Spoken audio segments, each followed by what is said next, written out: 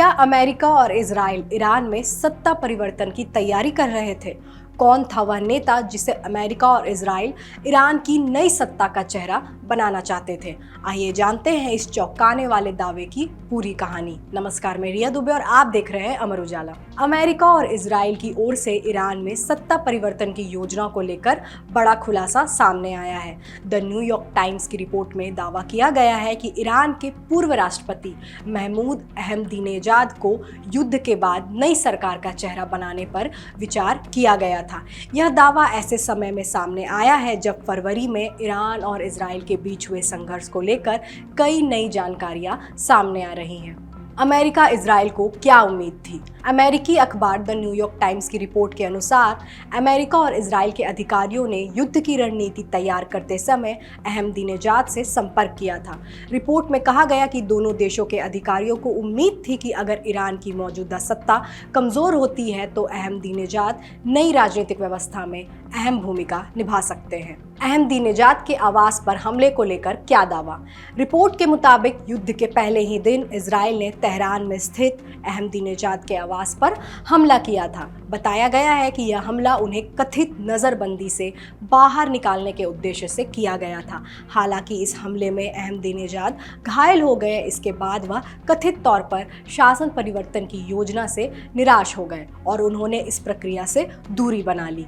Ahmadinejad से America Israel को क्या उम्मीदें थी? द न्यूयॉर्क टाइम्स ने अमेरिकी अधिकारियों के हवाले से कहा कि अहमदीनेजाद को ऐसे नेता के रूप में देखा जा रहा था जो ईरान की राजनीतिक, सामाजिक और सैन्य स्थिति को संभाल सकते थे। अखबार से बातचीत में अहमदीनेजाद के करीबी सहयोगी ने भी इस बात की पुष्टि की कि अमेरिका उन्हें भविष्य के संभावित नेता के रूप में देख रहा था।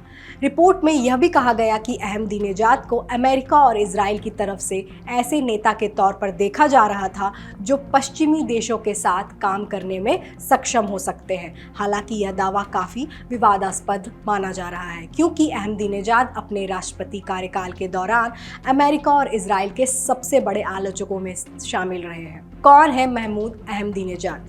महमूद अहमदीनेजाद 2005 से 2013 तक ईरान के राष्ट्रपति रहे थे।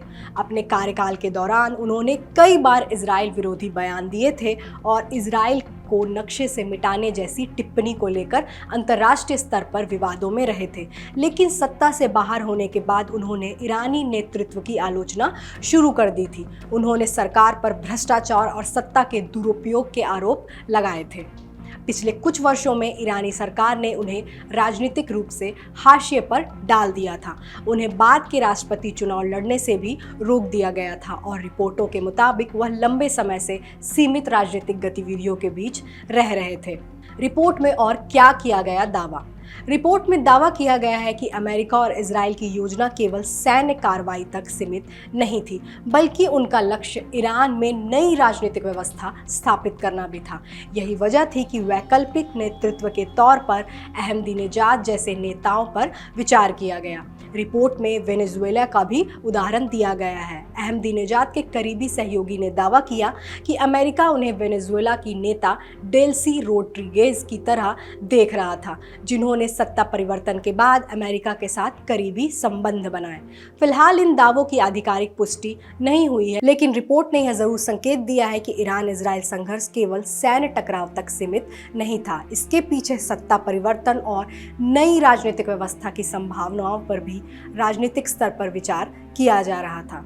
देश दुनिया की बड़ी खबरों को आसान भाषा में समझने के लिए अमर उजाला से जुड़े रहिए। वीडियो पसंद आए तो लाइक, शेयर करें और चैनल को जरूर सब्सक्राइब करें।